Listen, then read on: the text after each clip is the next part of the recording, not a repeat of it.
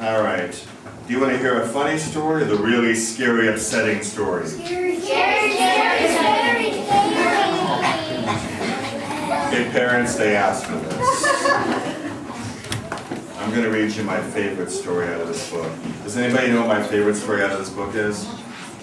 Does anybody know any of the stories in this book?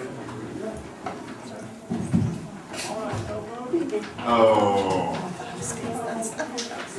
My favorite story in this book is the Warlock's hairy heart. It's awful and upsetting. And it is awesome. And it might make really young people cry. I'm warning you now, this is your disclaimer. Except for the loud child in the front row, but the rest of you, this is a scary story. This is where the leavers leave and the stayers stay. All right. The Warlock's hairy heart. How'd you hear that? Red advice.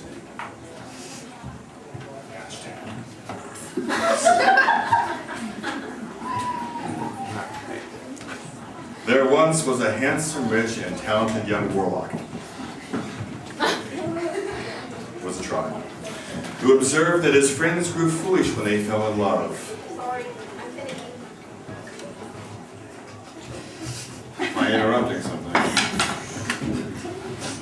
Losing their appetites and their dignity, the young warlock resolved never to fall prey to this weakness and employed the dark arts to ensure his immunity.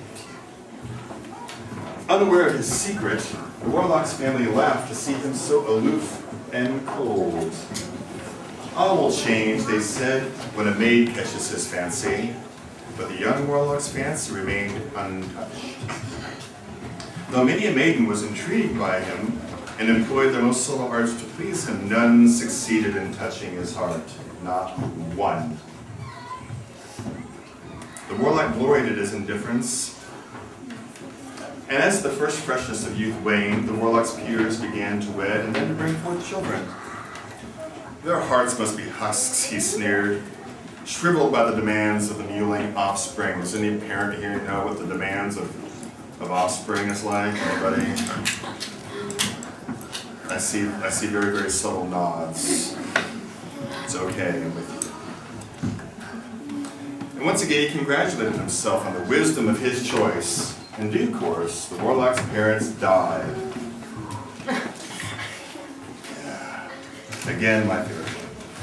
Their son did not mourn, on the contrary, he considered himself blessed by their demise. Now he had the castle to himself, and having transferred the greatest treasure to the deepest dungeon, he gave himself over to a life of ease and plenty. The warlock was sure that he must be the object of immense envy to all who beheld him. Fierce was his anger, therefore, when he overheard two of his servants discussing him one day. The first servant expressed pity for the warlock, who, with all his wealth and power, was loved by no one.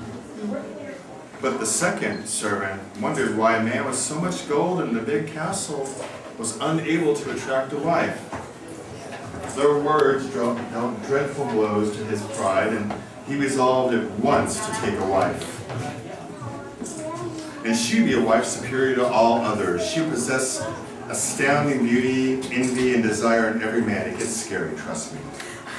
I know this is the love part, but it gets spooky. She would have outstanding magical gifts. She would have wealth at least equal to his, and therefore their comfortable existence would be assured even when they had kids and his household expanded. It might have taken a warlock 50 years to find such a woman yet, because it's a story so very much the next day that the exact woman who measured this arrived in this very town to visit her kinfolk, because it's written that way. In real life, this never happened, so you have to wait till I'm done to ask me questions. Okay?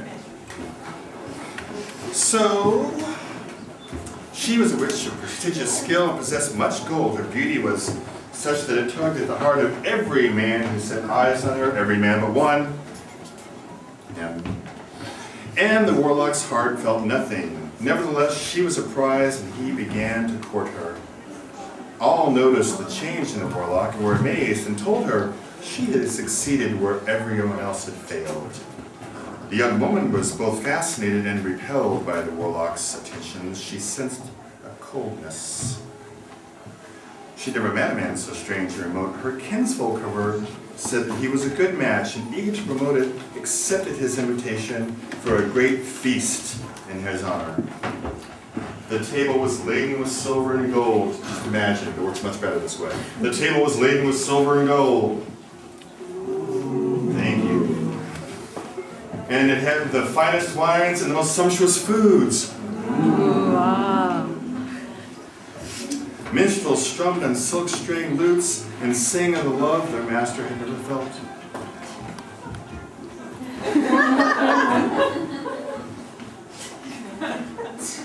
That seems odd.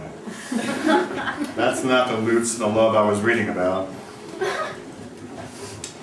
She sat on the throne beside the Warlock, who spoke in low words and told her of tenderness that he had stolen from the poets without any idea of these words' true meaning. The maid listened, and finally she said, "You speak well, but... and I'm delighted by your attentions. If only I thought you had a heart." The Warlock smiled and told her not to fear. Bidding her follow him, he led her from the feast and down to the locked dungeon. This is where it gets creepy finally. Down to the locked dungeon, where he kept his greatest treasure. Here in an enchanted crystal casket. In an enchanted crystal casket was the Warlock's beating heart.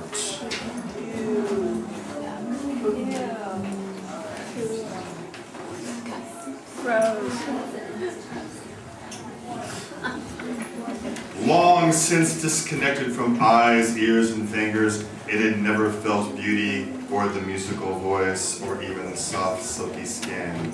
The maiden was terrified by the sight of it, for it was shrunken and shriveled and covered in long black hair. "What have you done?" she screamed. "Put it back where it belongs." Seeing that this was necessary to please her, because women like it when their heart's actually inside of you, he drew out his wand, unlocked the casket, sliced open his own chest, and placed the hairy heart in the empty cavity it had once occupied. Told you it was going to get good, didn't I? You had to sit that loving stuff well right. It's like Braveheart. 30 minutes of love, 2 hours of blood and gore. When you're older. "Now you are healed, and you will know true love," cried the maiden, and she embraced him. But the touch of her soft white arms, the sound of her breath in his ear, the scent of her hair, all pierced the newly awakened heart like spears. It had grown strange during its long exile, blind and savage in the darkness of the dungeon which it had been condemned, and its appetites had grown powerful and perverse. The guests of the feast, remember the feast, table laden, food. Thank you.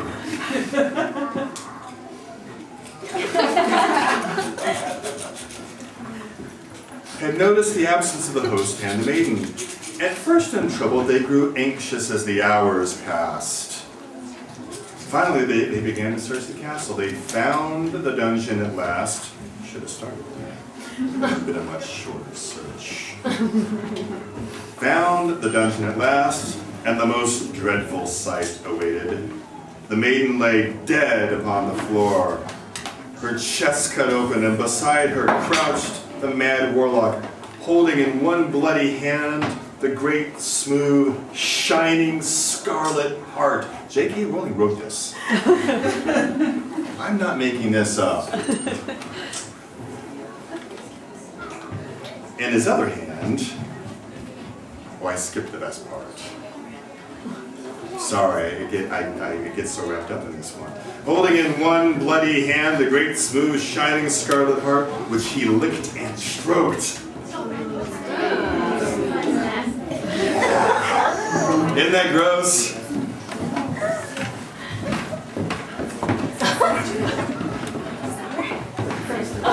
See how gross that is? In his other hand, he held his wand, trying to coax from his own chest the shriveled hairy heart. The hairy heart was stronger than he was, and refused to leave his chest. So, before the horror-struck eyes of his guest, the Warlock cast aside his wand, seized his silver dagger, vowing never to be mastered by his own heart. He hacked it from his chest. And for one moment, the Warlock knelt triumphant, with a heart clutched in each hand. And then he fell across the maiden's body and died.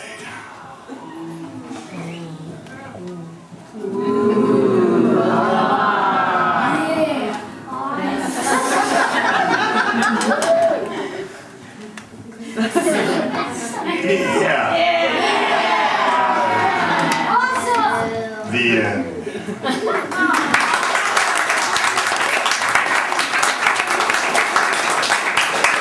That might be one of the weirdest readings of that story I've ever done. But I appreciate the group participation for the table laden with gold.